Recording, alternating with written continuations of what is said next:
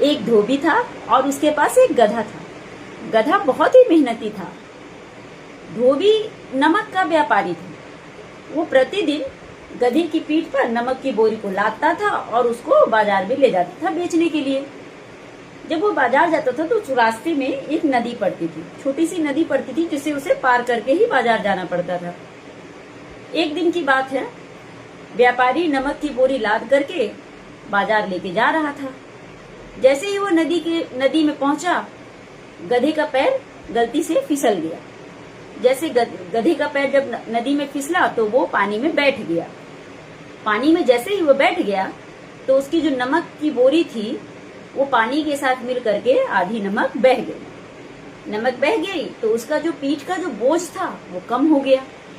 गधा चालाक था।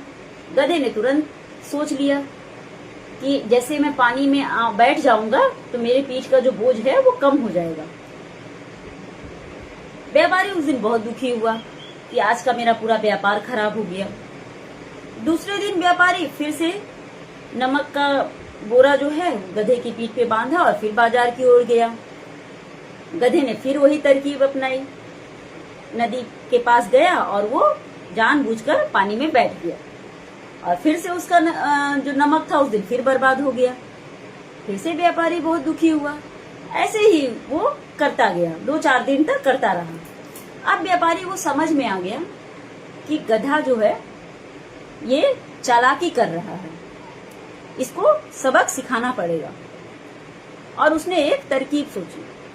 अब उसने क्या किया कि अगले दिन गधे की पीठ पे रुई की गट्ठर बांध दी। अब रुई की गट्ठर बांध दी तो गधा है। उसने आज फिर वही तरकीब अपनाई। उसने ये सोचा कि आज मैं फिर जाऊंगा पानी में और वहीं बैठ जाऊंगा। उसने वही किया।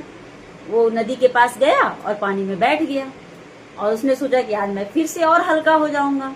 लेकिन हुआ इसका उल्टा। वो जैसे ही पानी में बैठा, पानी के साथ मिलकर रुई भीग गई और रुई और भी भारी हो गई। जैसे वो भारी हो गई रुई तो उसकी पीठ का बोझ क्या हुआ और बढ़ गया।